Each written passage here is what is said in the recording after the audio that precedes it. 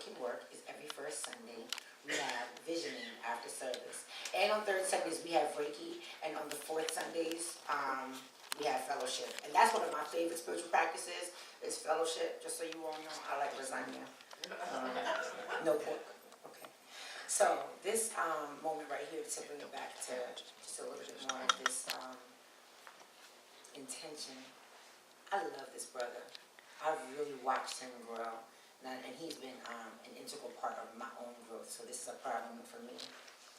Brother Jamel A. Gilliam is a Baltimore native, a beloved father, husband, and son, as well as a fabulous CSL practitioner, Centers of Spiritual Living practitioner. He has been a human services professional in the Baltimore area for over 17 years. He attended Morgan State University, where he obtained a bachelor's degree in social work, and then went to Delaware State University, where he received his master's degree in social work with a specific emphasis on mental health. And y'all know we need God's people to be working on the mental health of our people. While in Delaware, Brother Jamel founded the Wisdom Chapter of the Gentlemen of Quality, an organization historically known for male rights of passage programs, social consciousness, and community service. Some of his other projects include working with domestic violence batterers at the House of Youth, working with the mentally ill as a therapist at various community outreach mental health facilities throughout the Baltimore area, as well as presentations on working more effectively with single mothers of male youth at the annual conference of the Association of Black Social Workers. Brother Jamel is a licensed social worker, currently working with juvenile sex offenders and their families. He is also a ministerial student at the One Spirit Interfaith Seminary. The voice that you are going to hear after the inspirational reading will be that of Jamel Gilliam. And who's doing that? I totally just spaced on the inspirational reading, but I have it right here. The key to freedom is with me when I wake up in the morning. It is in breathing. It is in praying. It is in treatment. It is in yoga. It is in journaling and forgiveness. It is in recognizing that I am the divine. The key to freedom is spirituality. It is recognizing that I don't have to do anything but be one with God. Take the natural steps. Move with intention. Don't think about how. Know God how. Be the spiritual being that I know I am, knowing that in this dense physical existence, I will manifest more and more love, more and more freedom, more and more God. And so it is. And so it Jamel is. Gilliam.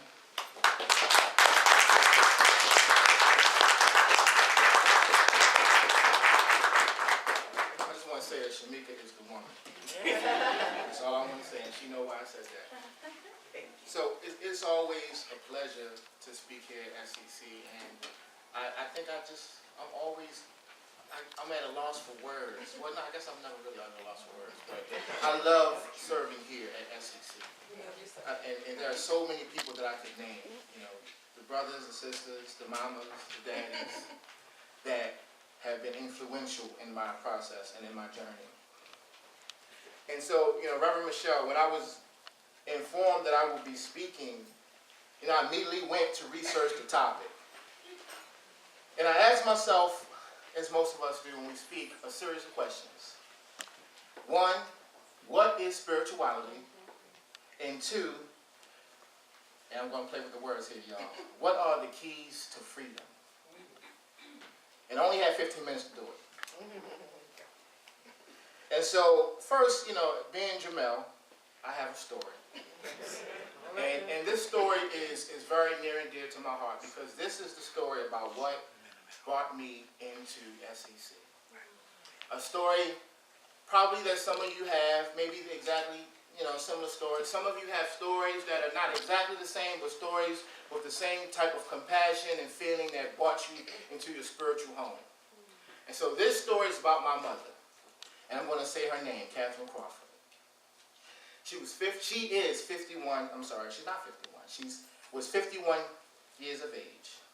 And she suffered a heart attack in September 2004. And so 3 months later, after having the heart attack, she suffered a stroke. The third day, I think it was her third day back to work. She worked for Baltimore City DSS. And as her oldest son, and for all the brothers and even some of the young ladies, you know, your mama, this is your mama. And so I felt it. I can't say it enough, I felt it. And the questions that I often ask myself, like, what are you going to do? What are you going to do? And I'm not here to tell a sad story, because something great comes from what we perceive to be something sad. And I'm going to share with you how great it was. It was September 2007. There was a foundations class. It was advertised in HealthQuest magazine. I don't think we advertise it anymore. And I said, I had visited SEC years ago when Reverend Paula was with us, when they were in University of Baltimore, one of the classrooms. And so I'd been kind of watching from afar, and I'd seen that we had established a building, and decided, I'm gonna check this class out. So I came to the class, and that's where I met Reverend Michelle. Among other folks, there were a host of characters in that class. Michael, I can't think of Mike Sunderland was one of them. Mike Sunderland was one of them. And so we enjoyed this information. This was my first true formal exposure to the information that we know as science of mind. I'm going to do a shameless plug here. If you have not taken a class and you are sitting here, I'm going to say you're wrong, because you're really sitting amidst something that you have yet to really dig deep. Yes, that's right. And so it was at that point that I came to my spiritual awakening. And it is at this point that I want to share with you what happened. And so the story, like I said, about my mom wasn't, I'm not going to dwell on where she is and how she is. And, there's a lot of things we could talk about. Feelings of separation, yearning for something to free me from these feelings about how I felt about my mom's condition. I wanted to release the need to control it, to change it. But this experience really was less about my mom's health and more about her life. It was more about her life. So back to the topic. Spirituality, the key to freedom. What an interesting topic. It's so expansive. You can do a whole lot with it. We could talk about this all year. I mean, Reverend Miller's like, yeah, we can have fun with this. All year. We could just go in saying, hey, let's be spiritual. But it causes one to dig within in order to function without. Now, when I say without, I don't mean emptiness, because this is about how we perceive the illusions that are in the world. This is about how do we remember to practice the tools and principles. And by that, I do not mean dogma. We sat here and we said the tools and the principles. It's not about dogma. For those of you who are near here, this is not about the dogma. We're not here to say you got to do it this way and this is the only way. That's not what we do here. I mean, we're religious scientists. We are practitioners. And even if you have not gotten licensed, I don't think I even, what was it, RSCP? If you don't do that, that's fine. But one class will make you a practitioner because it changes your life. That's right. Because, let me just say this. Some of us here, most of us here, a lot of us here will say, well, I'd rather be spiritual and not religious. But what does it really mean to be that? Because the reality is that Jesus never said, I'm spiritual. He said, I am the light of the world. Buddha never said that he was spiritual. He said, I am awake. Muhammad never said that he was spiritual. He said, I shall submit to the will of God. And this is not an exhaustive list. There are many, many examples of persons upon spiritual movements were derived from. I just want to focus on those three folks. So why be spiritual? Because it is the recognition of the God source within. This recognition that comes in the form of being still. We talked about it works. It comes in the form of being still. Meditation, prayer, all the beautiful and wonderful things that were shared by the people who stood here and did their testimonies. So let's talk about what is spirit. And I like to go to the root and research the word. So I have a dictionary word origins. And we find that the word spirit comes from the Latin word spiritus, which means breathe. Derived from the word spirare, which means to breathe. So when you add the suffix ality, it seems to be the definition, state or quality or condition of breath, breathe. Doesn't that kind of give a new meaning to the expression, nearer than thy next breath? Spirituality. And what does Ernest Holmes have to say? He's the late founder of what we now know as the Centers for Spiritual Living. What does he have to say about spirituality? On page 308 of the Science of Mind text. Get one if you don't have it. He says, spirituality is natural goodness. God is not a person. God is a presence personified in us. Spirituality is not a thing. It is the atmosphere of God's presence, goodness, truth, and beauty. So just as I said before, the question continues to be asked about how do we translate this essence, which is so near and dear to us, in our behaviors. How do we change our behaviors? How do we change our lifestyles? How do we affect our relationships? All these things can be done with minimum effort. So how do we do it? We have to be reminded. On page 46 of the same text, Ernest Holmes says, spirituality may not be defined as an atmosphere of good, but it is the realization of God. It cannot and does not borrow its light from another. No matter how great or noble the other may be. It springs from within. My son's name is Noble, y'all. It springs from within, coming from that never-failing fountain of life, which quenches every thirst, whose source is in the eternity, the wellspring essence, the wellspring of the self-existence. Did I get that right, Brother Issa? Yes, sir. So at this time, everyone, I just want to do a quick practice. And it doesn't take much effort. I just want everyone to take a deep breath slowly. You don't have to close your eyes. You can be with us. However you choose to do it, just close your eyes. Close your eyes or not. In through your nose, out through your mouth.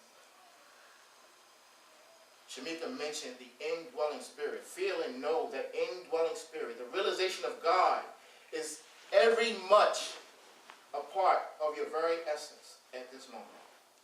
Can you imagine the beauty that is you? That is you, Brother Ernest? That is you, Reverend Muriel?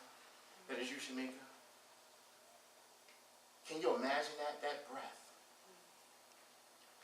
Please join me.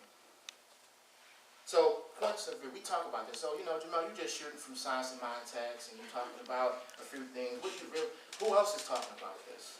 So, Eric Butterworth. He is a Unity minister and also the author of Spiritual Economics. Another book, we've had that class here. Yes. Spiritual Economics. He said that the truth is that man is a spiritual being who brings with him a life to unfold, a power to release, a love to express, and a veritable kingdom of heaven to outpicture. He does not begin life empty, but begins life as a dynamic spiritual potentiality. The Buddha said, just as the candle cannot burn without fire, man cannot live without a spiritual life. Pierre Chardin, who was a French philosopher and Jesuit priest, said, and y'all know this statement, we are not human beings having a spiritual experience. We are spiritual beings having a human experience. Khalil Gibran, Sufi poet, stated, do not say, I follow the one true path of the Spirit, but rather say, I have found the Spirit walking on my path, for Spirit, as we know it, walks on all paths.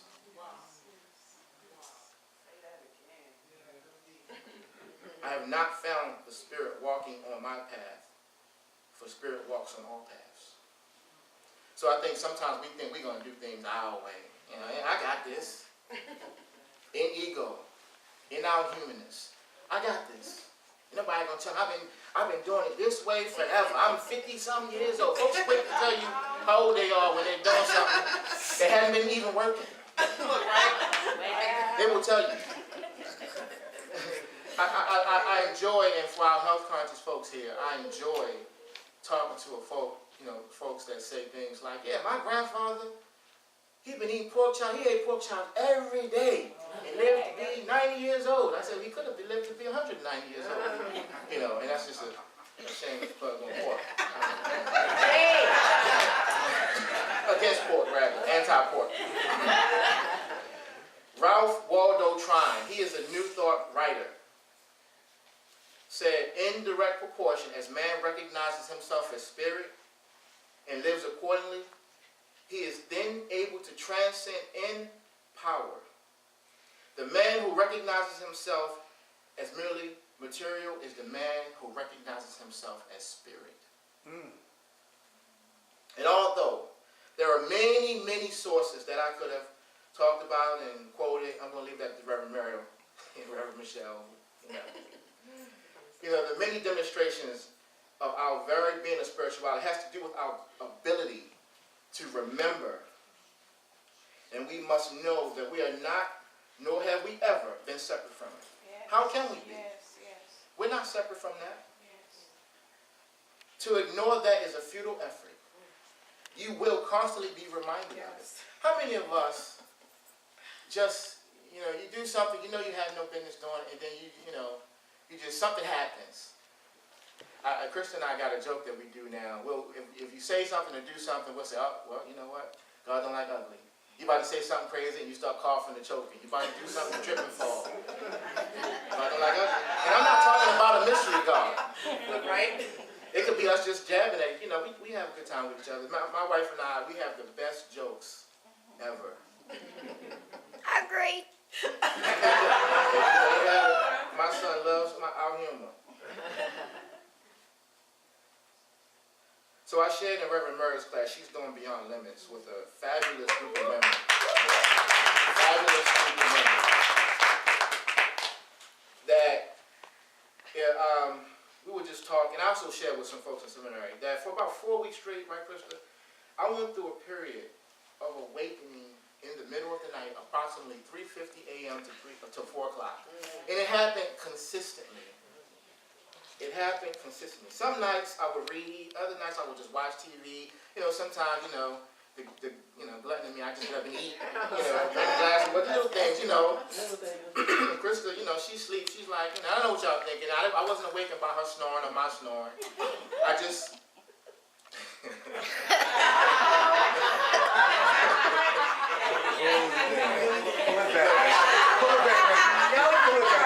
Well, you know what's funny? We joked about me saying that.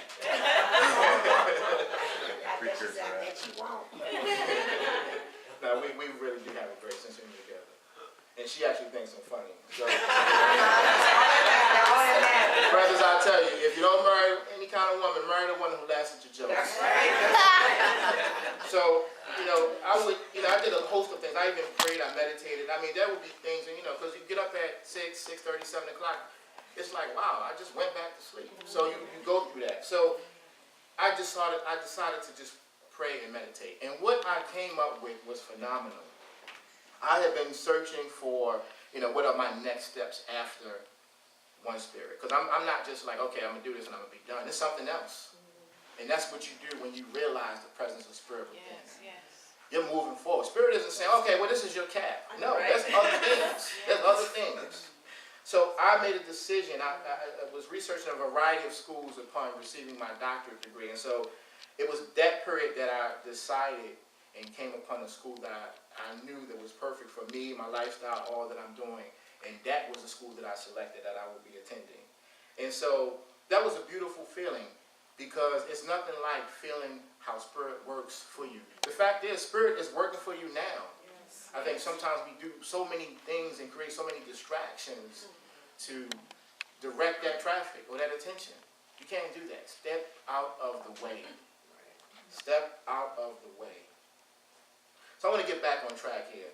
So in the Lamsa book of the Holy Bible, Galatians 5:22 says, The fruits of the Spirit are love, joy, peace, gentleness, goodness, faith, humility, and self-control. Self-control. We talk a lot about what is spirit. What I'm presenting before you, ladies and gentlemen, the fruits of the Spirit. Yes. We want to be spiritual. Yes. Why not take a bite and taste the fruits of the Spirit? Yes. So juicy, Juicy. so sweet, Yes. nourishing your body, mind, and spirit. So can these keys, said I was going to play with words. There's no one key. We're not limiting ourselves.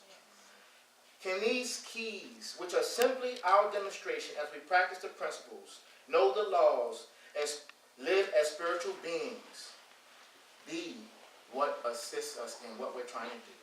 And I know some of you are asking, Brother Jamel, how do we live in love, joy, peace, patience, gentleness, goodness, faith, humility, and self-control all the time? My answer that I submit to you is step out of the way and forgive yourself. So let's talk about love. We just did 50 Shades of Love, which was a beautiful, when the letter get it, you must throw really well good parties. I always enjoy, we've had this, for those who don't know, we've done this. SEC, we're not these stuffy religious folks walking around, spiritual folks. We get it in. I think there was a few cups of wine being poured, and folks enjoyed it. Jesus poured wine, come on. Turn wine, water into wine. Good stuff. So let's talk about love. So the next time you think you're irritated, angry, jealous, upset with someone, look at them. Look at them. And if you don't have access to them, find a picture.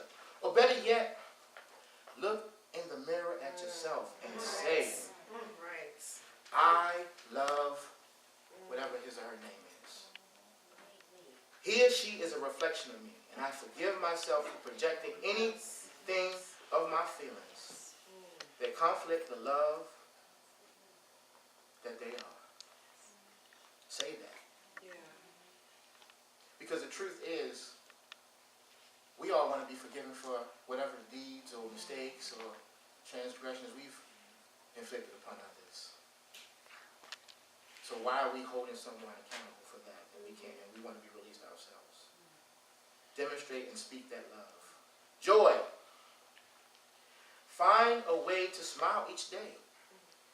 Now, like I shared before, my way in the house with the kids and Krista and around, if anybody's ever gone out in public with me, I think Dana and I, we went during break, is Dana here?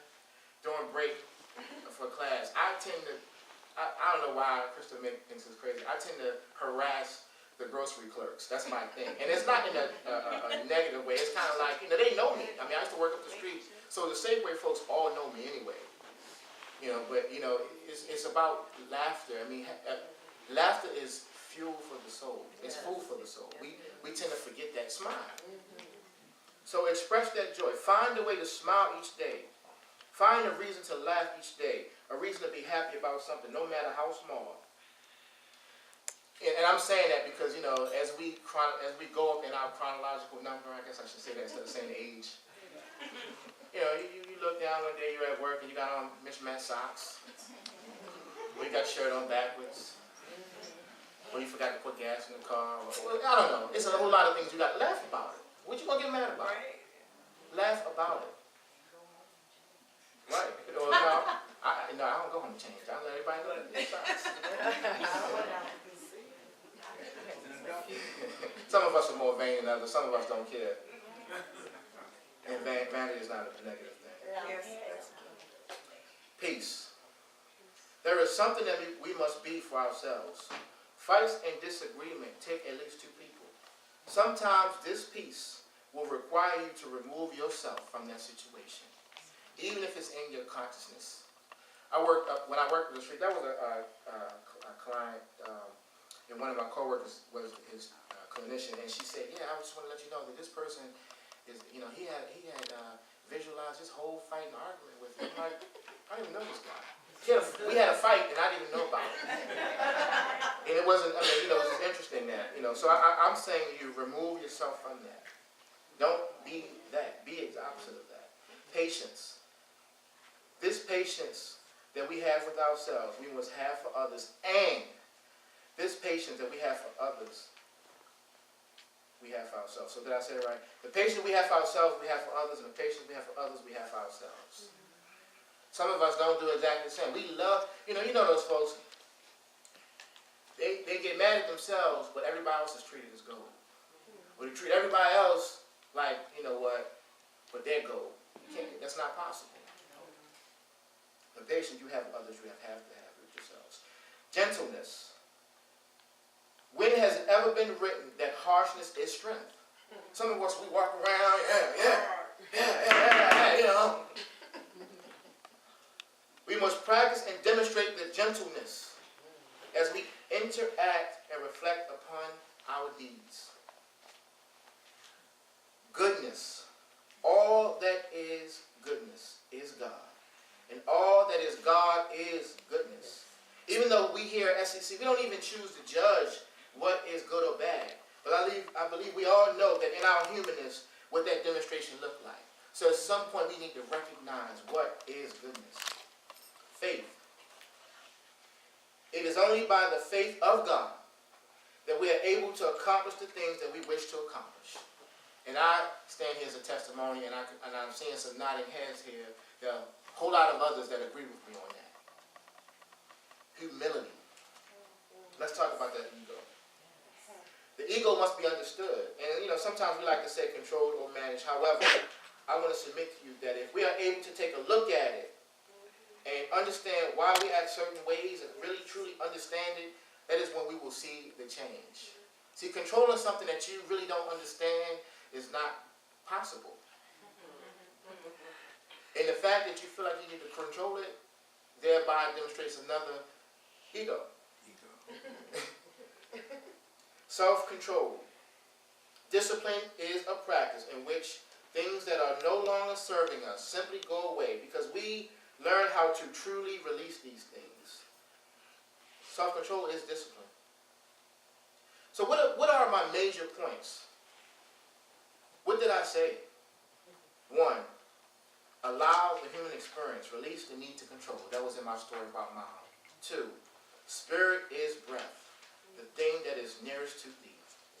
3, be willing to be the light, to be awake, and to submit to the will of God in all that you do, in all that you are. Be reminded that, as Ernest Holmes says, spirituality is not a thing, it is an atmosphere of God's presence, goodness, truth, and beauty. And also that it may be defined as an atmosphere of good. And practice the fruits, or rather the keys, that are love, joy, peace, patience, gentleness, goodness, faith, humility, and self-control. And so I'm here to call you guys to action. Inspiring and encouraging you to change, to be, to realize, to know, to remember, to understand your own spiritual quotient. And so we here at SEC, at CSL, we call it our mental equivalent. My call to action is different from maybe some of you guys. We all have different things. But isn't it nice that, because we all know that spirit is infinite, that spirit is boundless, that God is all things. There's not just one thing that looks like spirituality. So your being spiritual looks one way. And your spiritual Shamika looks one way. And your spiritual looks another way. It's at that point that we realize how we grow and change within and without. So if we are really, truly interested in changing our lives, realizing that all we are truly capable of, our true potential, we must be willing to break the chains to be free. And the truth is that spirituality is a process that we all step into. A process that we become one with. A journey that we take on in order to become one with the one. And during that process comes the realization that all that we have searched for in the beginning was already there.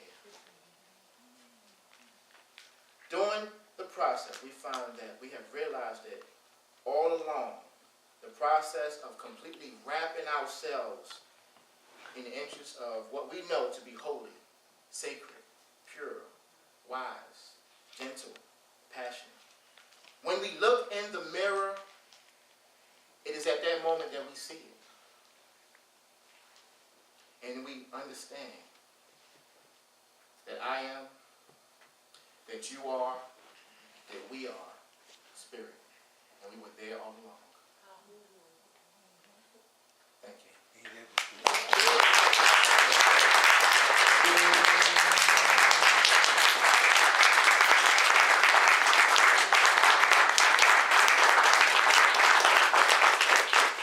Noble, turn around to the standing ovation. Y'all don't move her.